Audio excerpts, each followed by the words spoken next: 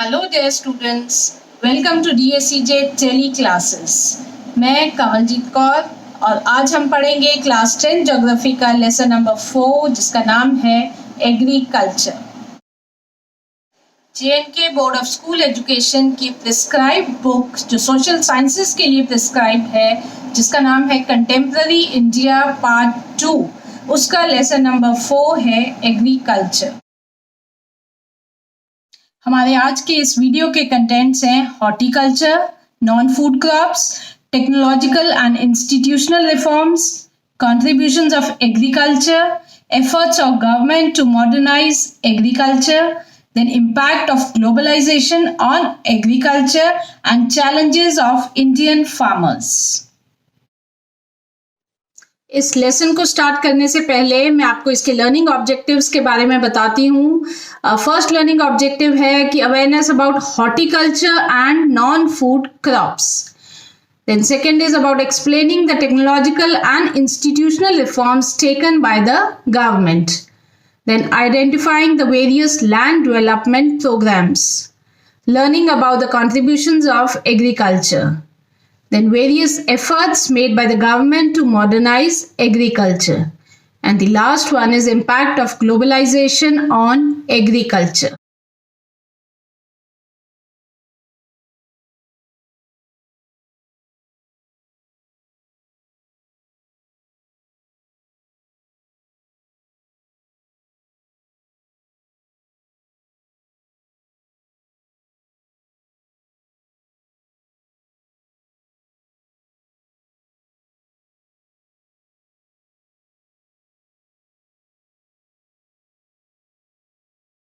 Horticulture. Specialized cultivation of fruits and vegetables in a scientific way is known as horticulture. India is the second largest producer of fruits and vegetables in the world after China. India में 13% of the world's vegetables are grown in India. India में fruits और vegetables की बहुत सारी varieties grow की जाती हैं। कुछ इम्पॉर्टेंट वेजिटेबल्स जो इंडिया में उगाए जाते हैं वो हैं peas, cauliflower, onion, cabbage, tomato, brinjal and potato. India में ट्रॉपिकल और टेम्परेट फ्रूट्स दोनों उगाए जाते हैं। Now some famous fruits of India are mangoes of Maharashtra, Telangana, Uttar Pradesh, Andhra Pradesh and West Bengal. India has more than 500 varieties of mangoes. Then there are the oranges of Nagpur and Cherrapunji, bananas of Kerala, Mizoram, Maharashtra and Tamil Nadu, lychee and guava of Uttar Pradesh and Bihar. You all must have tasted the Muzaffarnagar lychee. Then pineapples of Meghalaya, grapes of Andhra Pradesh, Telangana and Maharashtra, apples, pears, apricots and walnuts of UT, Jammu and Kashmir and Ladakh and also Himachal Pradesh. These things are demanded the world over. They have a great demand in the world. These fruits and vegetables require less time for growth and can be grown in Zaid season, that is between Rabi and Kharif seasons. India produces about 13% of the world's production of fruits and vegetables. अब हम बात करते हैं non food crops की। तो non food crops में आता है rubber and fibre crops. Fibre crops are of 3 types: cotton, jute and hemp. Now talking about rubber, it is an important industrial raw material and is used for various purposes.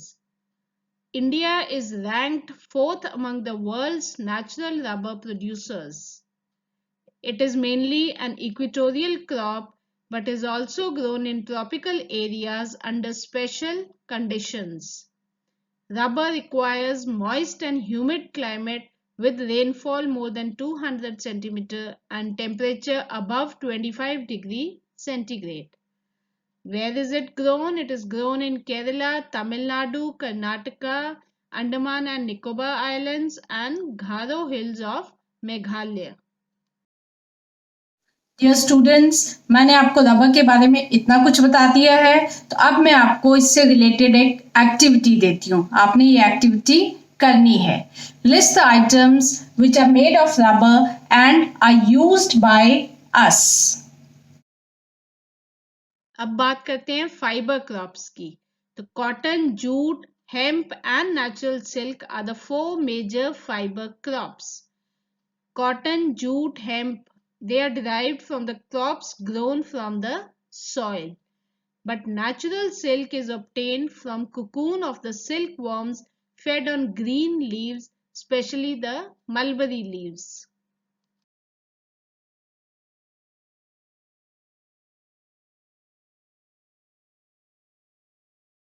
Rearing of silkworms for the production of silk fiber is known as sericulture.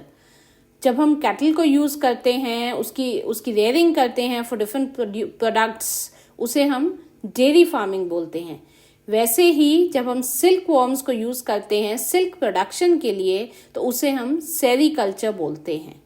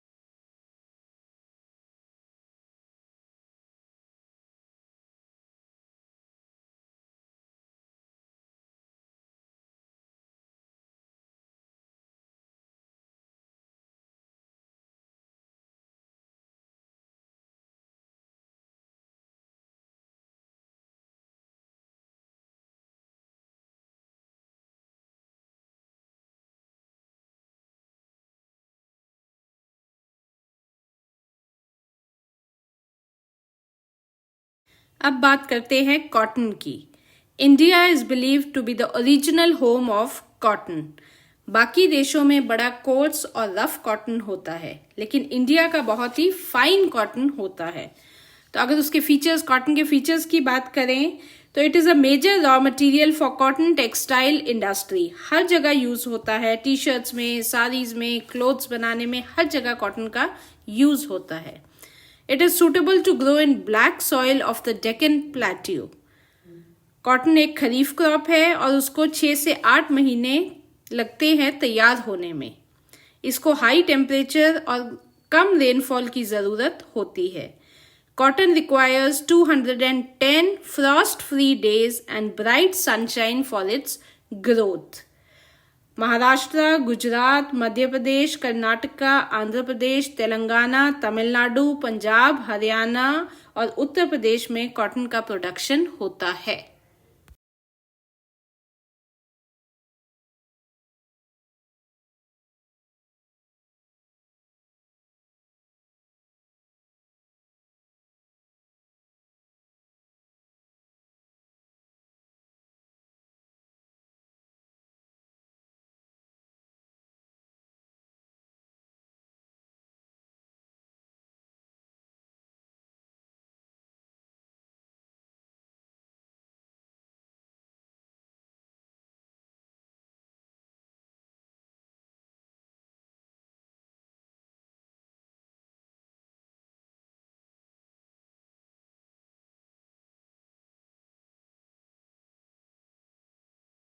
अब बात करते हैं golden fibre which is also known as jute.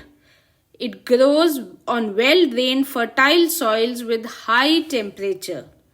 Jute is versatile, मतलब बहुत strong होता है due to its roughness. It is use to make gunny bags, mats, ropes, yarn, carpets and other artifacts. Jute को बहुत ही tough competition face करना पड़ रहा है क्योंकि वह थोड़ा महंगा है as compare to the synthetic fibres and other packing materials जो इंपोर्ट किए जाते हैं बाहर दूसरी कंट्रीज से। And jute is produced in West Bengal, Bihar, Assam, Odisha and Meghalaya.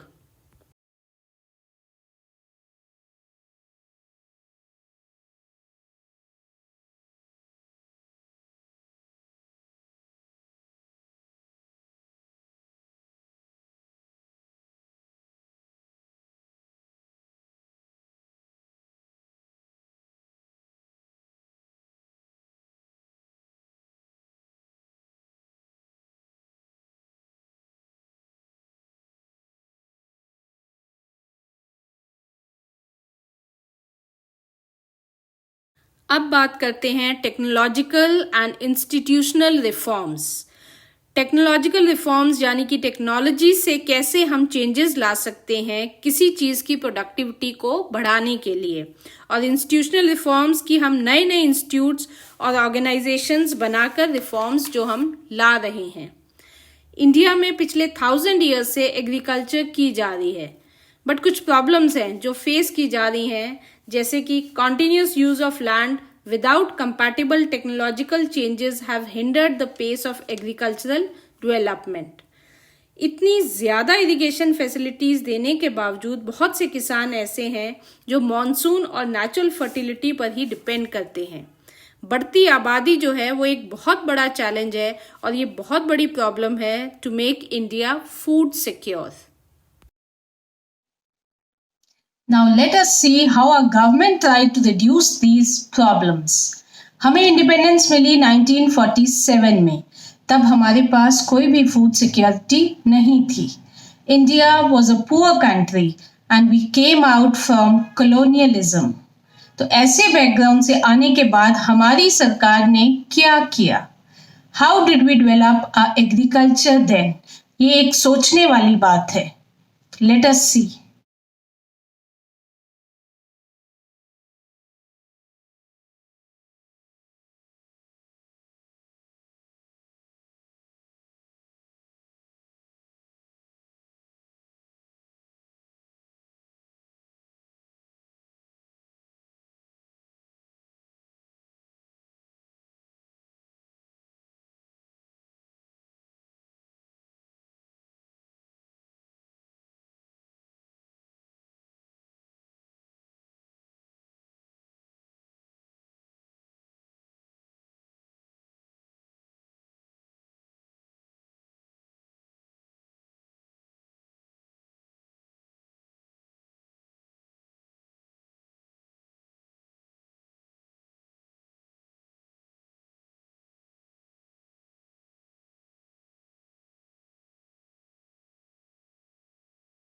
Indian government ने कुछ मेजर इंस्टीट्यूशनल रिफॉर्म्स लाए हैं।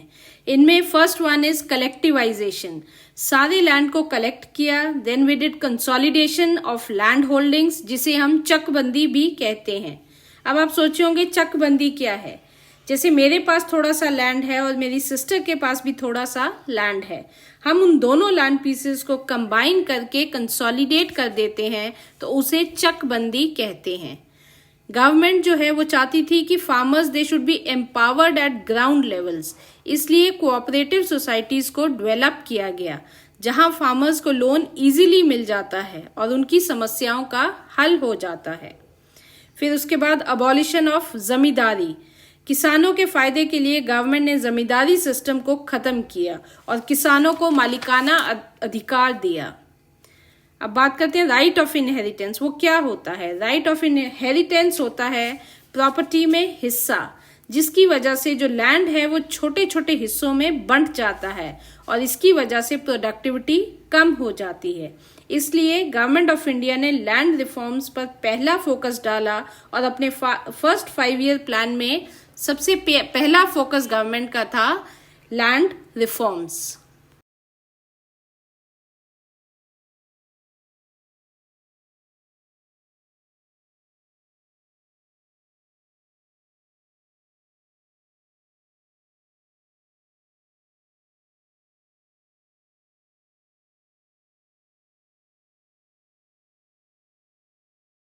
अब हम देखें कि टेक्नोलॉजिकल रिफॉर्म्स कौन कौन से बनाए हैं।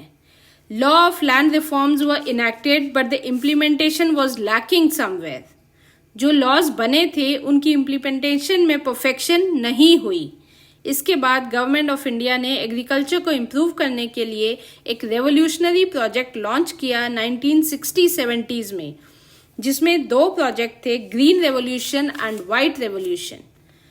Green revolution is concerned with farming, agriculture and crops, whereas white revolution is concerned with milk production. इन दोनों रेवोल्यूशंस का इफेक्ट कुछ एरियाज में ही पड़ा। कुछ राज्य जैसे पंजाब और हरियाणा को इससे बहुत बेनिफिट हुआ, पर कुछ राज्यों में इससे कोई फायदा नहीं हुआ, जिसकी वजह से बहुत ही ज्यादा डिस्पैरिटी थी।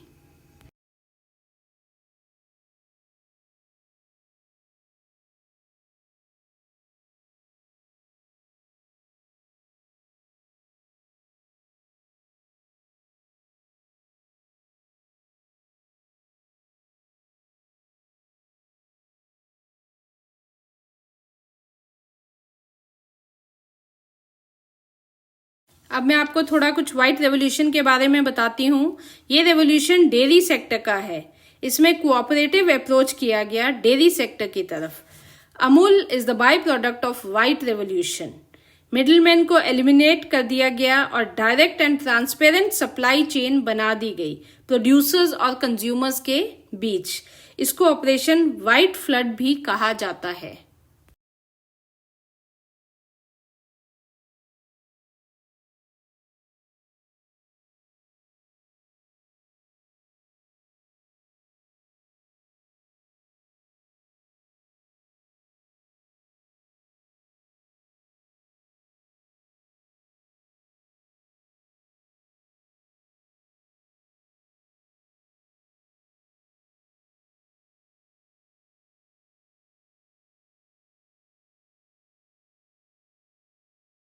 अब बात करते हैं लैंड डेवलपमेंट प्रोग्राम्स की। ग्रीन रेवोल्यूशन के इफेक्ट ज्यादा इफेक्टिव नहीं थे। रियलाइजिंग दैट 1980 एंड 1990s में बहुत सारे इंस्टीट्यूशनल एंड टेक्निकल रिफॉर्म्स लाए गए लैंड डेवलपमेंट प्रोग्राम्स में, जिसे हम LDP भी कहते हैं। इस LDP में दोनों टेक्नोलॉजिकल और इंस्टीट्यूशनल रिफॉर्म्स को लिया गया। इसके तहत provisions for crop insurance against drought, floods, cyclone, fire and disease और इसके अलावा फार्मर्स को क्रॉप इंश्योरेंस भी दी गई।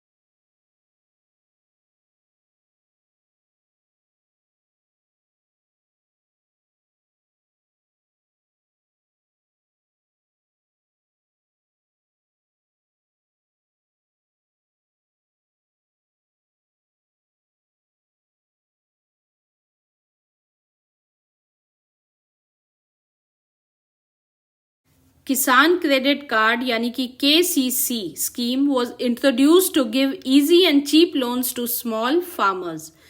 पर्सनल एक्सीडेंटल इंश्योरेंस स्कीम, जिसे हम पैसा भी कहते हैं, for Kisan credit card holders was given. मतलब जिन फार्मर्स के पास किसान क्रेडिट कार्ड है उन्हें पर्सनल एक्सीडेंटल इंश्योरेंस स्कीम का बेनिफिट मिलता है। इसका बेनिफिट क्या है कि अगर फार्मर को कुछ भी हो जाता है तो उसकी वजह से उसकी फैमिली सफर ना करे।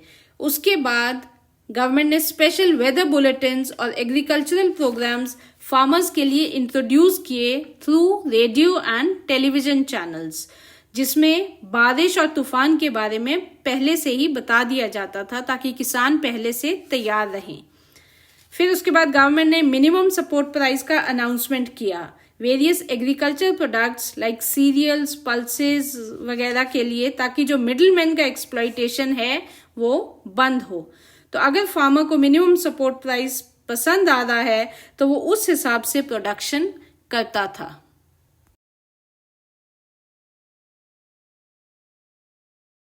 हमारा अगला टॉपिक है contribution of agriculture to the national economy, employment and output. Agriculture is the backbone of the Indian economy, क्योंकि इसका GDP यानी कि ग्रॉस डोमेस्टिक प्रोडक्ट में शेयर है। 52% of workforce is employed in this sector. But जितना expected output होना चाहिए agriculture से उतना मिल नहीं रहा है। 1951 से एक डिक्लाइनिंग ट्रेंड चल रहा है। एग्रीकल्चर का शेयर जो GDP में है उसका एक डिक्लाइनिंग ट्रेंड चल रहा है। लोग तो उतने ही एम्प्लॉयड हैं, लेकिन धीरे धीरे GDP में जो शेयर था वो नहीं दिख रहा है। Obviously people are disguised unemployed and GDP is not reflecting the growth that it should. This may lead to decline in other spheres of the economy because more than 50% people are employed in it.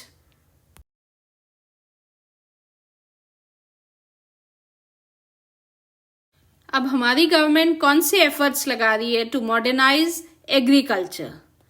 सबसे पहला है establishment of Indian council of agricultural research यानी कि ICAR. Then agricultural universities were opened. Then veterinary services and animal breeding centers were developed. Horticulture was developed. And weather forecast को develop करने के लिए meteorology department was set up in the country. In spite of all this, even though the GDP growth rate is increasing over the years, yet it is not generating sufficient employment opportunities in the country. Indian farmers are facing a big challenge from international competition and reduction in public investment in agriculture sector. Fertilizers पर जो subsidy है उसे कम कर दिया गया है और cost of production बढ़ा दी गई है. There is a reduction in import duties और इन्वेस्टमेंट में कमी आ गई है जिसकी वजह से एम्प्लॉयमेंट में डाउनफॉल आ गया है.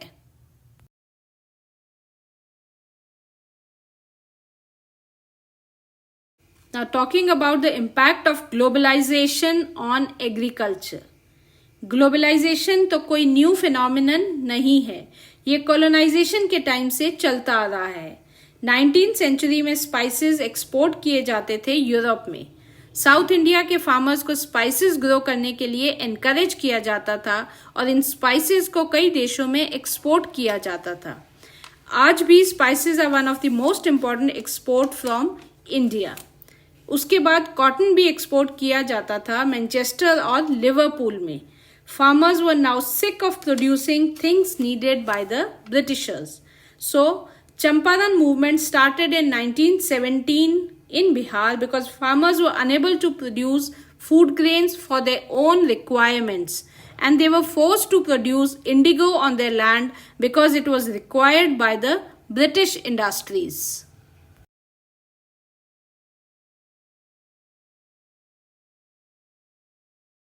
Now, what are the challenges being faced by the Indian farmers?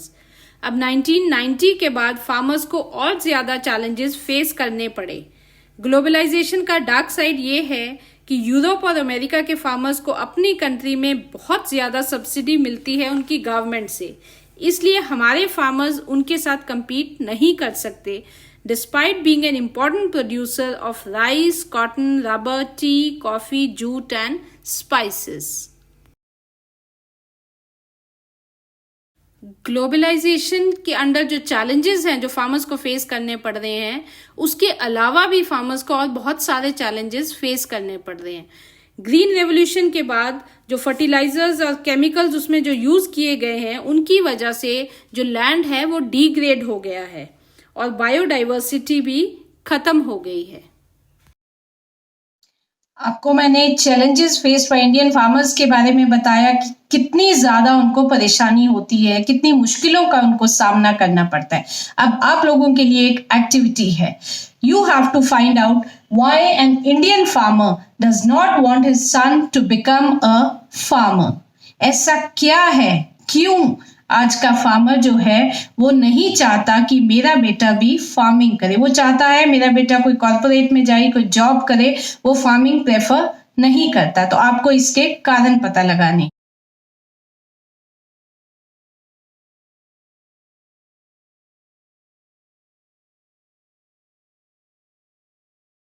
इसलिए अब हमें कुछ न्यू टेक्नोलॉजी की खोज करनी पड़ेगी.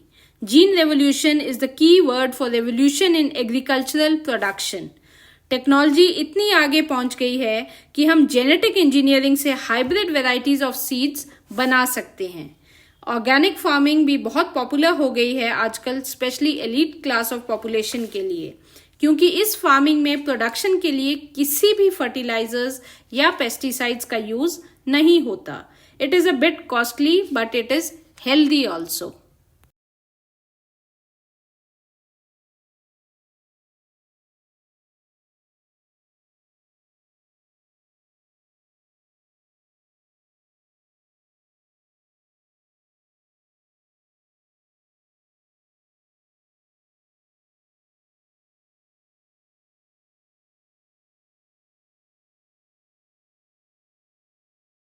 Now, according to a few economists, Indian farmers have a bleak future if they continue growing food grains that grow on smaller and smaller land holdings as the population rises. जिस रफ्तार से हमारी जनसंख्या बढ़ रही है उतनी परेशानी हमारे फार्मर्स को झेलनी पड़ रही है, इसलिए हमें कुछ स्मार्ट करना होगा। गवर्नमेंट को कुछ ऐसी पॉलिसीज बनानी चाहिए कि इंडियन फार्मर्स क्रॉपिंग पैटर्न को सीरियल से हाई वैल्यू क्रॉप्स पर शिफ्ट करें। इससे इनकम बढ़ेगी और एनवायरमेंट डिग्रेडेशन कम होगा और भारत का जो डाइवर्स क्लाइमेट है वो इसमें मददगार हेल्पफुल साबित होगा। हमें शिफ्ट करना पड़ेगा medicinal herbs, biodiesel crops like jatropha and jojoba and also fruits and vegetables जिन्हें कम इरिगेशन की ज़रूरत पड़ती है और एक्सपोर्ट से भी हमें प्रॉफिट होगा। बच्चे, ये पूरा लेसन पढ़ने के बाद मैं आपको एक असाइनमेंट दे रही हूँ। फर्स्ट क्वेश्चन है, how has agriculture contributed towards the growth of Indian economy? What impact does globalization has on agriculture? What are the challenges being faced by Indian farmers in international market? What is gene revolution? Which methods of farming are in trend these days? Describe high value crops. What is horticulture and sericulture? What do you know about the golden fiber and why is it called so? इसके साथ ही हमारा ये lesson खत्म होता है। तो मुझे उम्मीद है कि आपको ये लेसन बहुत अच्छे से समझ आया होगा। तो बच्चे, आप में से बहुत लोगों के घरों में एग्रीकल्चर या ये फार्मिंग की जाती होगी। मेरे साथ एक एग्जाम्पल हुआ, हमारा भी एक किचन गार्डन है, कोई छोटा गार्डन नहीं है, थोड़ा बड़ा गार्डन है। तो वहां पर हमने जैसे इसी मौसम में, यही गर्मियों के मौसम में बीन्स की सब्जी, फलियां जिसे हम बोलते हैं, और साथ में भिंडी की सब्जी लगी हुई थी। माली ही वो सब्जी लगाता है, ये 2-3 साल पुरानी बात है। तो एक बार माली जो है वो नहीं आया, कुछ उसको काम पड़ गया, कोई मजबूरी हो गई उसकी। तो मुझे लगा कि सब्जी पक रही है, बीन्स जो है, तो मैं उन्हें तोड़ने जाऊं। मैं गई, मैंने उन बीन्स को तोड़ा। मैं तोड़ते तोड़ते इतनी ज्यादा परेशान हो गई और तब मुझे एहसास हुआ कि फार्मिंग कितना डिफिकल्ट काम है, कैसे हाथ से एक एक बीन्स तोड़ना। मैंने तो किलो या 2 किलो बीन्स ही तोड़ी होंगी। तो सोचिए, जो फार्मर्स मार्केट में इतनी सारी सब्जी बेचते हैं वो सब हाथ से काम करते हैं। हमारे इंडिया में इतनी ज्यादा एडवांस टेक्नोलॉजी तो है नहीं है कि वो सारे काम मशीनों से करें, तो हाथ से काम। उस दिन मुझे रियलाइज हुआ, उस दिन से आज का दिन है कि मैंने कभी सब्जी वाले के साथ बार्गेनिंग नहीं की। जब भी मैं सब्जी लेने जाती हूँ, वो कहता है इतने की ये चीज है, तो मैं उससे कभी दूसरी बात नहीं करती। नहीं तो हमारी आदत होती है, हम बोलते हैं भैया इसका कम लगा लो, 2 किलो लेंगे तो आप 10 रुपए कम कर दो। लेकिन वो दिन है और आज का दिन है, मुझे इस चीज का एहसास हुआ क्योंकि मैंने खुद जाके जब सब्जी तोड़ी, और वो तोड़ना इतना मुश्किल काम है। जब भी आप भिंडी तोड़ते हैं आपके हाथों में खारिश हो जाती है क्योंकि हमें हैबिट नहीं है। तो सोचिए, वो जो फार्मर्स जो दिन रात मेहनत करते हैं और हमारे लिए फूड प्रोड्यूस करते हैं, जो फूड हमारी बॉडी की रिक्वायरमेंट है, जिसके बिना हम लोग एग्जिस्ट नहीं कर सकते हैं। तो एग्रीकल्चर, मुझे तब जाके एग्रीकल्चर की इंपॉर्टेंस समझ आई। तो अगर आप लोगों को भी इसमें कुछ नहीं समझ आया तो एक दिन जरूर अपने माँ बाप, जिनके घरों में खेती है, माँ बाप के साथ जाके काम करिए। जिनके घरों में नहीं भी है, जो छोटी मोटी घरों में सब्जियां लगाते हैं, वहां जाके एक दिन सब्जियों की गुड़ाई करिए, सब्जियां तोड़िए, तब आपको एग्रीकल्चर की इम्पोर्टेंस समझ आएगी। और मैं आप लोगों से रिक्वेस्ट करती हूँ कि कभी भी सब्जी वाले के साथ बार्गेनिंग मत करिए। जब भी आप बार्गेनिंग करेंगे तो आप दिमाग में एक बात ले आइए कि उस फार्मर की कितनी मेहनत इसमें लगी होगी। तो चलिए, इसके साथ हमारा ये लेसन खत्म होता है। मुझे उम्मीद है आपको अच्छे से समझ आ गया होगा। तो that's all students, stay home, stay safe. Thank you बच्चों।